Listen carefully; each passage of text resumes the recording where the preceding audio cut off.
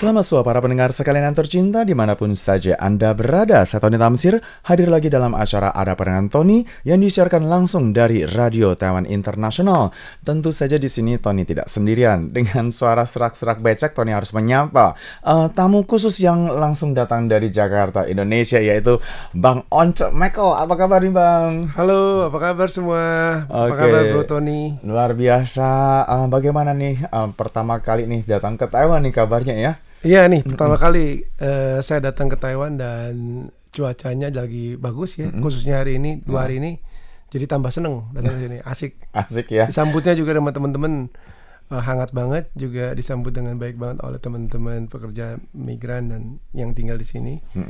Jadi oke banget, seneng banget di ya, Taiwan. seneng. Oke, tapi sebenarnya sih apa sih alasan yang istilahnya Bro miliki ya, Bang Once miliki untuk datang ke Taiwan kali ini nih? Karena ini pertama kali datang ke Taiwan dan momen-momennya ini kebetulan lagi Imlek ini nih, lagi mau bagi-bagi angpau ya.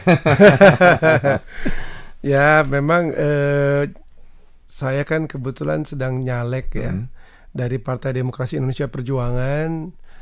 Jadi perlu untuk secara nyata bertemu dengan teman-teman kita, saudara-saudara warga negara Indonesia yang bekerja di sini, menyerap aspirasi dan mungkin apa saja pendapat dan keluhan mereka, dan bagaimana saya bisa kemudian nanti saat jika dipercaya itu benar-benar membantu. Itu yang pertama. Nah, dan kemudian ya bagaimana kemarin kita ya sama-sama bareng-bareng bisa senang-senang lah gitu ya di sini. Rame-rame ya. Di Taman 228 ya. Iya. Dan itu antusiasnya juga cukup meriah sekali ya. Iya. Dan juga Bang Once sendiri ternyata setelah Tony Google di dalam internet, maklum ya, Tony sendiri kan belum kenal sama Bang Once sebelumnya ya. Setelah Tony Google ternyata Bang Once sendiri itu merupakan ini nih 50 artis penyanyi pria terbaik di Indonesia loh, yang masuk dalam top 50. Apalagi di Indonesia jumlahnya 280 juta orang loh. Ya, untuk bisa masuk top 50 itu sangat susah sekali. Kita berbicara terlebih dahulu tentang karirnya Bang Once di dalam dunia musik nih. Bagaimana perjalanan karirnya Bang Once mulai dari mulai manggung, kemudian juga ikut dalam band yang ternama sekali, kemudian keluar dan sekarang berkarir solo. Bagaimana nih ceritanya? Ya, jadi ceritanya lumayan panjang. Saya sebenarnya suka musik sejak kecil, sejak saya mungkin sebelum 5 tahun saya suka musik. Saya suka dengerin musik dari ya biasa lagu-lagu orang tua ya. Kebanyakan pop zaman itu. Saya dengerin lagu ABBA, Elton John, Boney M. Zaman-zamannya ada sedikit disco juga ya? Disco ya, disco zaman dulu kan disco top tuh waktu saya kecil ya. Top banget disco. Kemudian Elvis Presley, bapak saya suka. Ini tuh membuat saya pertama sebetulnya seneng. Musik tuh menyenangkan ya. Tapi hanya jadi impian saja bahwa kita tuh satu saat mungkin wah seru nih jadi musisi. Sampai kemudian saya suka nyanyi-nyanyi biasa di sekolah SD sampai SMP. Saya tuh sebetulnya lebih seneng baca buku dan ikut olahraga. Tapi teman-teman saya, adik saya ini mau ikut festival band. Kebetulan punya penyanyi yang dia nyanyi sambil main gitar dan sepertinya kerepotan gitu karena ada 2 pekerjaan. Saya lagi asik baca buku, kemudian saya lihat dia, kok kayaknya kamu repot ini. Bagaimana kalau saya ikut nyanyi aja? Saya bantuin aja gitu saya bilang. Tunggu. Ini awalnya kutu buku kan? Ya saya punya buku-buku cerita banyak sampai kan? Saya punya. Ini ceritanya suka baca kan biasanya disebut sebagai kutu buku kan ya, karena suka membaca. Iya, saya suka baca yang ringan-ringan saja. Ringan-ringan saja. Gitu. Biasanya saya punya novel-novel anak-anak, remaja, comic books yang banyak banget. Sampai saya punya pustakaan dan saya tuh dulu waktu kecil udah tahu cari uang dari memanfaatkan koleksi buku saya. Saya sewain gitu. Dipinjemin. Saya kalau liburan tuh naik sepeda ke tetangga gitu, kemudian bawa beberapa buku saya tuh saya tawarkan ke tetangga-tetangga. Pak, anaknya mau baca buku nggak? Ini nih, saya mau tawarin, tapi nyewa ya dari saya gitu. Di latar belakang saya sebenarnya itu. Kemudian sewain buku, cerita, sewain novel, buku banyak. Saya koleksi, itu komik-komik dan novel-novel anak-anak seperti Enid Blyton punya tuh 5 Sekawan Sabta Siaga, kemudian Detektif Hardy Boys. Waduh, banyak ya, sampai cerita silat juga banyak gitu. Ini luar biasa nih. Setelah itu kemudian karena ditawari untuk membantu ya, membantu untuk menyanyi ya. Nyanyi aja karena aja. ada adik saya waktu itu mau ikut festival, penyanyinya tadi saya bilang kerepotan nyanyi sambil main gitar. Saya ini cuma nawarin aja. Bagaimana kalau sebentar ini saya nyanyi dulu daripada kamu kelihatannya ribet. Sini liriknya mana gitu kan. Terus dia kasih liriknya, terus saya mulai nyanyi. Terus mereka bilang, "Lah, kamu lebih bagus nyanyi daripada yang lain." Kalau gitu ya udah kita coba main terus. Nah, mulai saat itu mulailah serius gitu ya nyanyi. Saya memang pada dasarnya suka. Kemudian baru mulai profesional itu sekitar kelas 3 SMA. Itu mulai dibayar karena ada temen ngajakin manggung dan mereka kayaknya lebih hebat dari saya dan mereka kasih saya bayaran. Bayarannya nggak seberapa lah waktu itu. Masih kelas kampus ya, kelas kampus. Kemudian baru. Tapi waktu itu sudah mencicipi kampus kan ya bro ya? Pertama kali jadi istilahnya dibayar main musik itu masih SMA kelas 3. Baru saya masuk ke band yang lumayan pro masih SMA ya. Kelas 3 itu namanya One Feel Band itu ya. Suka ngiringin artis Indonesia tuh saat itu. Hari Mukti, ya artis dulu lah. Siapa itu? Itu Hari Mukti luar biasa loh. Saya suka ketemu dia karena band kita suka iringin. Nah ini One Feel ini ada studio sendiri. Artis-artis suka latihan situ kan. Jadi kita juga ngiringin mereka. Biasanya saya cuma nyanyi 2-3 lagu di depan. Habis itu artis utamanya lah. Siapa itu? Ikang Fauzi. Aduh. Banyak lah artis dulu itu. Jadi saya jadi banyak pengalaman. Kemudian pindah ke satu band yang lebih senior namanya Dimensi. Nah ini adalah band yang saat itu bayarannya paling banyak untuk ngiringin artis ya. Bukan band yang punya hit sendiri. Tapi untuk band session yang paling bagus. Kebanyakan artis top zaman itu pakai mereka. Nah mereka tutup lebih tua dari saya gitu. Kayak saya umur 19 tahun, mereka tuh 35 tahun. 30. Pernah Islam mengiringi diva-diva Indonesia juga? Iya, mereka tuh ngiringin semua lah. Mau Ruth Sahanaya, mau Ruth Sahanaya juga. Banyak. Kita pergi kemana-mana ya. Jadi umur 19 tahun tuh karena saya ikut band senior nih yang anggotanya umur 27, 34. Sementara saya kan masih anak bawang gitu. Baru 20-an ya. Tapi saya menimba ilmu banyak, saya menimba pengalaman yang seru karena kita suka keluar kota kan, ke Sumatera, ke Lampung, Palembang, Tasikmalaya, Sukabumi. Jauh sebelum saya gabung sama Dewa, sebetulnya saya bisa dibilang udah lumayan pro, gara-gara ikut dengan band senior ini, ngiringin banyak artis lah saat itu. Jadi muter-muter di Jawa gitu kan, seru gitu. Jadi meskipun bayaran kita nggak sebanyak teman-teman senior ini, tapi seru lah, pengalaman seru.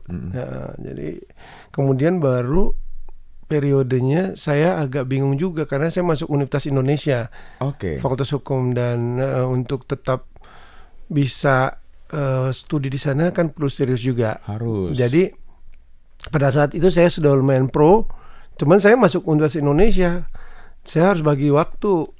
Nah ini agak bimbang juga gimana, akhirnya saya coba rem aja aktivitas ngeband saya secukupnya sehingga saya masih bisa belajar dengan baik di Fakultas Hukum. Habis itu baru saya sempat kehilangan suara saya sekitar 5,5 tahun karena sakit, karena alergi kutu buku itu. Jadi buku itu kan ada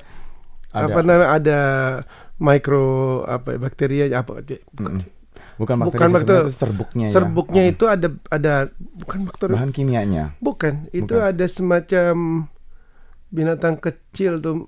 Sejenis kuman atau apa? Iya kayak gitulah. Orang bilang ya mungkin kutu buku itu. Apa ya ada di debu-debu itu. Dia lalu kita hisap dia, jadi masuk ke tenggorokan, kita bereaksi. Ada lendir ya, ada agak pilek, itu mengganggu suara saya. Saya sampai nggak bisa nyanyi 5 tahun gara-gara alergi debu itu. Saya lupa namanya binatangnya apa. Nggak apa-apa. Kemudian akhirnya sembuh, baru saya belum sembuh. Pada saat itu setelah saya bermusik cukup lama, kemudian karena saya kena alergi, sakit. Dan akhirnya saya nggak bisa bermusik secara profesional. Ya akhirnya harus menyelesaikan studi saya, kemudian kuliah diberesin dan kerja. di perusahaan Jepang sebagai legal coordinator, kayak legal manager gitu. Kemudian di perusahaan riset yang bekerja sama dengan LIPI, baru suara saya sembuh lagi. Jadi sebenarnya saya udah nggak memproyeksikan diri untuk menjadi penyanyi lagi gitu. Waktu itu karena saya merasa udah nyaman sebetulnya menjalani kehidupan kantor saat itu. Ternyata setelah saya mengalami karir kantor yang cukup baik, terjadilah krisis moneter dan gak berapa lama setelah itu saat masih kerja bertemu dengan teman-teman Dewa ini. Kemudian saya ditawarkan untuk menggantikan Hari Lasso. Akhirnya ya sudah, saya ikuti saja. Bagaimana ini arahnya kemana sih? Sebenarnya saya pikir enjoy aja lah, nothing to lose gitu ya. Ternyata baik perkembangannya, ya udah saya diterima dengan baik di karir musik, di kehidupan musik dan karir Dewa ini oleh fans Dewa. Ya udah kita terusin terus untuk jadi musisi dan penyanyi profesional sampai sekarang. Dan sebenarnya sebagai tambahan informasi untuk teman-teman semuanya, para pecinta dan juga pendengar dari Radio Time Internasional, Bang Onca ini sebenarnya juga sempat istilahnya menjalani ya kuliah dan bidang hukumnya luar biasa ya, bahkan juga bekerja di bagian legal industry.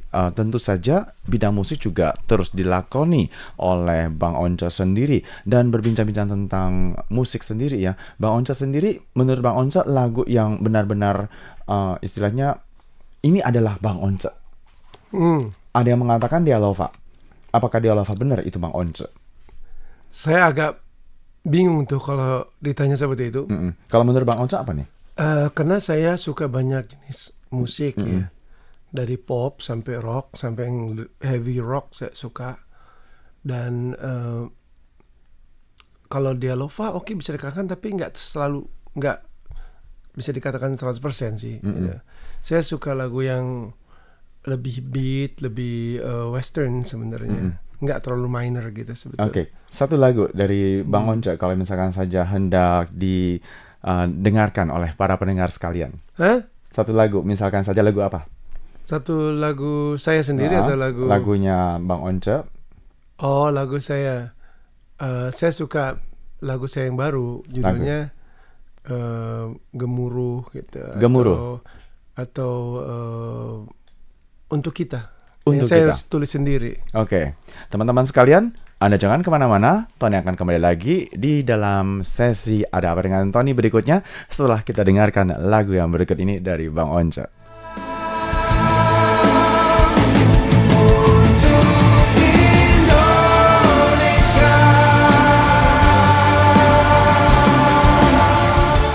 Halo, apa kabar para pendengar sekalian? Soal lagi bersama dengan saya Tony Tamsir di sini bersama dengan Bang Onca untuk sesi yang kedua. Perbincangan kita di depan tentu saja sudah mendengarkan musik, dan juga untuk sesi yang kedua ini kebetulan saja ini juga sudah memasuki masa-masa Imlek, kemudian juga Bang Onca sedang bertarung ya di dalam bidang perpolitikan Indonesia nih. Bisa nggak nih Bang Onca nih bercerita sedikit? Kenapa sih yang membuat Bang Onca ini seorang artis loh, penyanyi loh ya, impian banyak orang ya, impian banyak sekali generasi muda untuk menjadi seorang artis ataupun juga dilirik menjadi sosok selebriti. Kemudian di sini Bang Onca malah hendak istilahnya menyemplungkan diri ke dalam dunia politik yang jelas-jelas banyak orang mengatakan politik itu gelap, hitam, jahat, jangan main ke dalamnya. Apa yang membuat Bang Onca masuk ke dalam dunia politik? Pertama, bagi saya pengertian politik itu sebetulnya netral saja. Nggak bisa kita katakan negatif atau positif. Politik itu pada dasarnya, setidaknya bagi saya adalah sebuah cara untuk mengatur interest kelompok manusia. Artinya secara natural manusia itu memang terdiri dari berbagai macam kelompok dan juga pada akhirnya menjadi kekuatan. Nah, bagaimana kita mengatur atau berada di antara kelompok-kelompok manusia yang punya maksud dan tujuan berbeda-beda itu, dan kemudian tetap bisa menjalankan kehidupan secara bersama-sama dengan baik, syukur-syukur kalau bisa lebih maju. Itulah politik. Yang kedua, politik itu kan bagaimana sebenarnya kita mengetahui cara berpikir orang, kemudian kita masuk ke dalam ranah praktis untuk kemudian mengakomodasi pikiran-pikiran itu menjadi tindakan-tindakan nyata yang lebih baik. Jadi saya nggak menilai politik itu sebagai sesuatu yang negatif. Dan saya pikir kehidupan kita sadar atau tidak sadar memang memerlukan kegiatan politik. Termasuk pula dari sisi katakanlah background saya yang berada dari industri musik dan kreatif. Itu semua perlu sokongan dari kebijakan politik yang baik. Nah itu membuat saya pikir, oke, kalau ada kesempatan saya ingin menyediakan diri saya untuk bantu banyak orang untuk maju dengan kebijakan politik yang baik, dan juga memajukan khususnya industri kreatif yang dimana musik ada di dalamnya. Nah kalau bicara industri kreatif itu banyak sebetulnya. Ada di situ arsitektur, pembuatan game, kemudian fashion besar sekali porsinya, kemudian makanan, kemudian kriya, dan banyak lagi juga ya. Ya banyak sekali. Pada dasarnya industri yang berhubungan dengan kreativitas, kemampuan intelektual manusia, sehingga itu yang menjadi modal. Dan saya rasa Indonesia perlu didorong lagi dalam hal industri kreatif ini, dan ini perlu disokong dengan kebijakan yang strategis dan baik. Oke, kalau misalkan saya berbincang-bincang tentang masalah industri kreatif ya, Bang Once ya, menurut Bang Once sendiri ya, sebenarnya sekarang saat ini di Indonesia apa sih yang kurang nih dalam industri kreatif yang tadi Bang Once katakan ya, yang masih harus terus dilakukan oleh pemerintah Indonesia di kedepannya nih? Pertama saya berangkat dari hal yang terkhusus dulu ya, industri musik ya. Industri musik itu mungkin bisa dikatakan sebagai contoh, memerlukan pendataan yang baik. Pertama, hal soal pendataan dan digitalisasi itu sangat baik. Makanya saya selalu setuju dengan program dari Pak Ganjar dan Pak Mahfud untuk satu ini.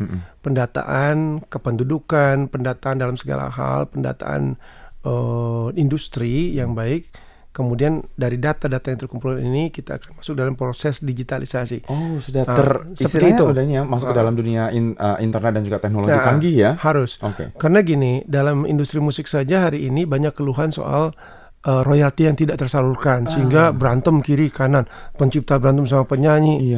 Kemudian aturan yang dirasa tidak akomodatif karena pada kenyataannya tidak benar-benar applicable dan sebagainya. Padahal kalau menurut hemat saya sebetulnya jika saja data-data itu dan sistem digital yang baik itu dibangun based on data itu ya, itu baik sekali. Yang kedua, kita perlu gedung-gedung kesenian dan gedung-gedung budaya yang betul-betul berstandar profesional, syukur-syukur berstandar internasional dan tersebar ya, bukan hanya terpusat di Jawa.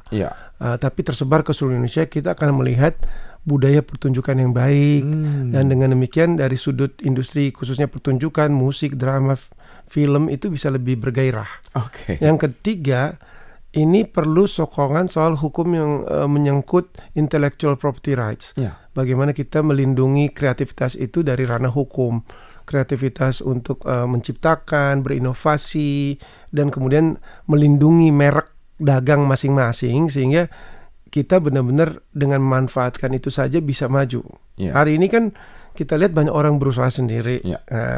Kemudian mereka bikin nama. Bagaimana kalau nama itu sudah gede kemudian direbut oleh orang lain yang kebetulan namanya sama gitu. Jadi perlu ada edukasi ke masyarakat. Yuk kalau bikin toko atau bikin apa, bikinlah pendaftaran soal nama itu. Nanti kalau tokonya ngetop tiba-tiba orang lain ambil.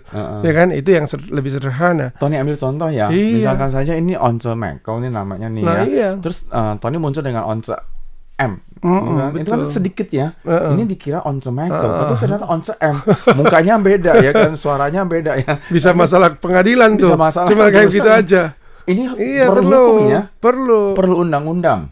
Inilah fungsinya dari Bang Once untuk maju ya. Ya paling tidak kita bisa lihat apakah undang-undang ini udah akomodatif untuk semua. Dari kacamata saya, hak cipta untuk kreasi, kemudian paten, merek, ini perlu dilihat. Nah, contohnya juga di lapangan hak cipta mungkin 60% itu musik terus. Padahal kan hak cipta bukan hanya musik.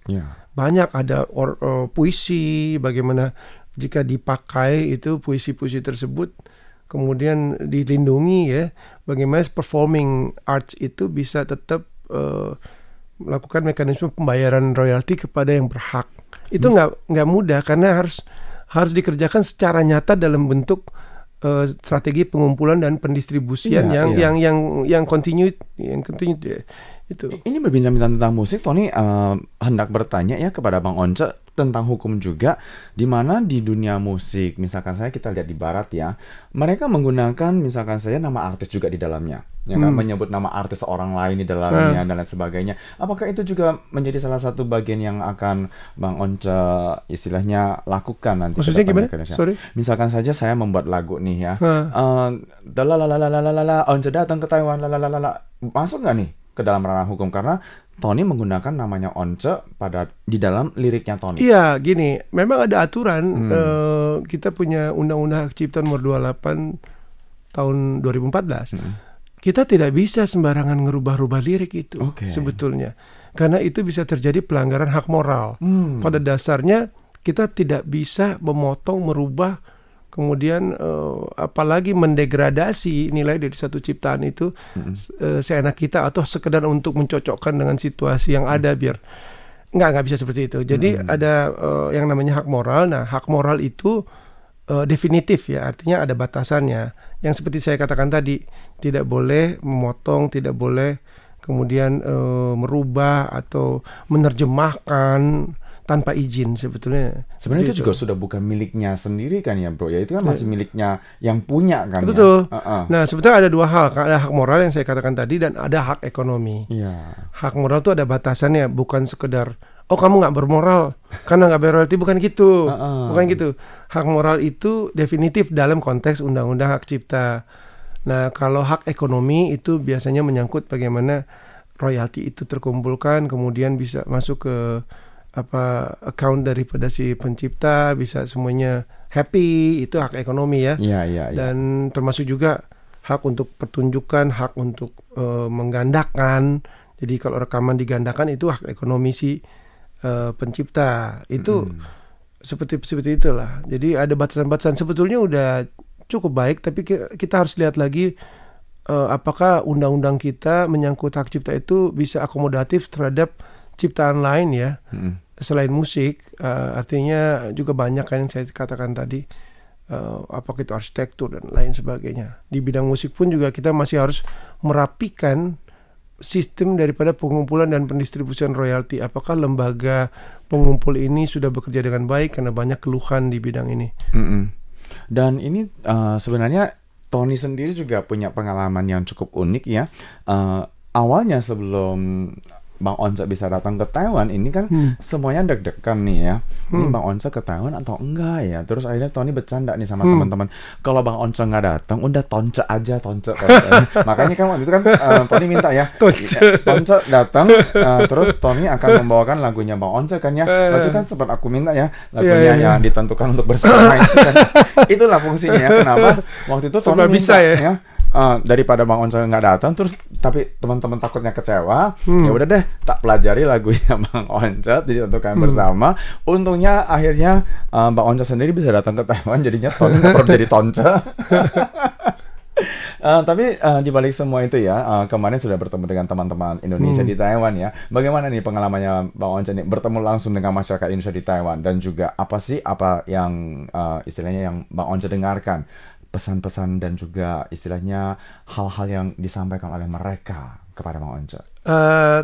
Ya memang sayangnya saya nggak terlalu banyak waktu untuk ketemu. Beberapa teman-teman yang sempat ngobrol kemarin menyinggung soal ini hubungannya dengan politik pemilihan umum kita, bahwa mereka tidak bisa mengakses atau mendapatkan surat suara ya. Kok yang lain dapat, ini nggak dapat? Itu perlu concern dari kita. Kemudian ada juga yang mengeluh soal sulitnya mengirim barang ke Indonesia karena ada potongan, kadang-kadang juga barang ya, tertahan di bea cukai. Padahal mereka ini memanfaatkan pengiriman ini kan untuk tetap menjalin hubungan baik dengan keluarga di ini ya, di Indonesia. Bagaimana itu kita bisa selesaikan ya, tidak banyak potongan pajak untuk para pekerja kita, dan itu semua harus diselesaikan. Itu yang kemarin sempat kita obrolin ya. Di luar tentu saya percaya mungkin masih juga ada masalah-masalah lain ya. Dan tentu saja di sini merupakan satu tugas yang cukup berat ya setelah Bang Onco datang ke Taiwan ya, mendengarkan suara rakyat di Taiwan ya, khususnya masyarakat Indonesia yang ada di Taiwan, di mana suara-suara tersebut itu memang merupakan bagian permasalahan yang harus diselesaikan baik oleh pemerintah Taiwan dan juga pemerintah Indonesia tentunya. Dan di sini Bang Onco sendiri akan melaju di dalam perpolitikan Indonesia nih. Kemudian kalau misalkan saja Bang Onco nanti kelak benar-benar ini maju ya sebagai anggota DPR ya, kita aminkan terlebih dahulu. Kemudian apa nih yang akan Bang Onco lakukan untuk yang pertama nih, yang perdana di misalkan saja 100 hari pertama atau 1 tahun pertama Bang Onco sebagai anggota DPR? Oh ya, mungkin yang pertama ya, jika terpilih, saya harus mengidentifikasi kembali masalah-masalah yang ada secara real. Saya butuh waktu untuk melengkapi data-data supaya saya benar-benar bisa memprioritaskan beberapa isu. Yang tadi saya suka katakan kan, motivasi saya sebetulnya ingin berkontribusi lagi ya kepada masyarakat yang udah begitu baik sama saya. Jadi saya, meskipun saya tuh berlatar belakang industri kreatif khususnya musik, kan ada banyak masalah di wilayah dapil saya. Saya juga sudah lihat banyak masalah kemiskinan, banyak masalah pengangguran dan lain sebagainya. Yang mana yang harus didahulukan itu? Kalau saya secara pribadi tentu akan membereskan persoalan yang belakangan ada soal undang-undang atau peraturan yang menyangkut hak cipta. Khususnya musik dan yang lain sebagainya. Tapi ada masalah-masalah soal akses daripada kesehatan, pendidikan yang benar-benar menyentuh masyarakat kecil kita. Dan banyak itu jumlahnya, di Jakarta aja ada 400-500 ribu paling tidak yang benar-benar menderita dan di bawah garis kemiskinan. Itu yang perlu kita, urusan sosial juga dong ya kalau begitu ya. Ya, karena sebenarnya gini, saya tuh menaruh perhatian besar terhadap pembangunan manusia Indonesia, ya khususnya tentu yang berhubungan dengan lingkungan hidup berpengaruh terhadap kesehatan berpengaruh terhadap kecerdasan, pembangunan intelektualitas, pendidikan ya, baru pendidikan berpengaruh terhadap kreativitas, terus teknologi dan seperti itu. Ya kurang lebih saya sih lebih menaruh perhatian terhadap itu semua. Berharap bahwa suatu saat ketika masuk tuh saya benar-benar lebih fokus ke situ. Kemudian saya akan merekrut tentu teman-teman yang punya latar belakang yang hebat ya, sehingga bisa memberi masukan ke saya apa yang menjadi permasalahan yang dihadapi, yang nyata dan harus dihadapi, dan dengan informasi-informasi yang akurat. Itu yang penting. Artinya seperti orang mau gerak jalan, kita harus rapat dulu, siap gerak dulu gitu kan. Siap gerak dulu, ya kan, lengkapi data, lengkapi tim yang bagus. Kemudian yaitu tadi masuk dalam penyelesaian masalah-masalah yang paling prioritas, akses kesehatan, akses bantuan sosial, dan juga tentu tadi soal kreativitas itu yang menjadi prioritas. Dan ini sebenarnya ada sedikit mirip ya dengan apa yang sudah dislogankan oleh Ganjar Mahfud ya, yaitu gerak cepat ya, gercep gitu ya. Nah, kalau misalkan saya Bang Onco sendiri kan sudah bertemu langsung nih dengan Pak Ganjar dan juga Pak Mahfud. Pandangannya Bang Onco sendiri kepada mereka? Pandangan saya terhadap mereka, saya kira cukup objektif ya, bahwa mereka ini adalah pimpinan-pimpinan yang sebetulnya sangat bisa kita andalkan. Karena mereka punya karakter yang baik. Pertama, sederhana. Mereka datang dari keluarga yang biasa saja, yang bisa kita artikan mereka juga merasakan apa yang menjadi permasalahan secara nyata di dalam masyarakat kita, bagaimana susahnya cari uang, bagaimana makanan itu perlu diperjuangkan ya, pendidikan dan sebagainya. Dan mereka punya karakter yang bisa dibilang jujur ya, dan punya integritas, punya pengalaman yang baik. Dan ketika mereka duduk dalam pemerintahan dan Dewan Perwakilan Rakyat, Pak Ganjar kan dua kali jadi anggota DPR 2 periode, kemudian jadi gubernur di 2 periode. Pak Mahfud itu pertama kalau nggak salah pernah jadi Menteri Pertahanan, kemudian Menteri Hukum dan HAM. Saya lupa presiden siapa. Kemudian sekarang masih Menko Polhukam. dan dia pernah 1 kali jadi anggota DPR. Selain itu pernah beberapa kali kalau nggak salah ya, pernah jadi menteri ad interim atau menteri katakanlah pengganti sementara. Dan lebih dari cukup pengalaman mereka di bidang administrasi pemerintahan ini jadi modal utama. Buat saya mereka sangat-sangat cukup ya untuk menjadi pimpinan dan wakil pimpinan di negara ini. Sayang sekali kalau orang Indonesia tidak melihat dan kemudian memeriksa rekam jejak mereka. Mereka tidak punya beban katakanlah soal isu hak asasi manusia. Mereka juga tidak pernah punya beban soal politik identitas dan diskriminasi. Jadi saya kira mereka punya punya kans untuk menjadi pimpinan. Selain itu tadi saya bilang mereka juga punya program-program yang baik. Kedepannya KTP Sakti, kemudian satu sarjana untuk satu keluarga miskin, internet murah dan gratis, nelayan juga baik, diangkat kehidupannya, dan banyak lagi yang lain. Boleh nggak nih kalau misalkan saya Tony menyebutkan bahwa mereka itu sebenarnya tidak memiliki kepentingan ambisi pribadi? Oh iya betul. Saya berapa kali ketemu Pak Ganjar tuh ringan aja ngobrolnya, nggak ada suatu kita kan juga bukan orang yang nggak pernah ketemu pimpinan atau orang berduit, gitu, orang besar gitu. Biasa aja. Ini menurut saya Pak Ganjar itu punya sosok yang sangat komunikatif. Beliau ini sangat bisa merasakan apa yang menjadi permasalahan di masyarakat, punya empati bagus.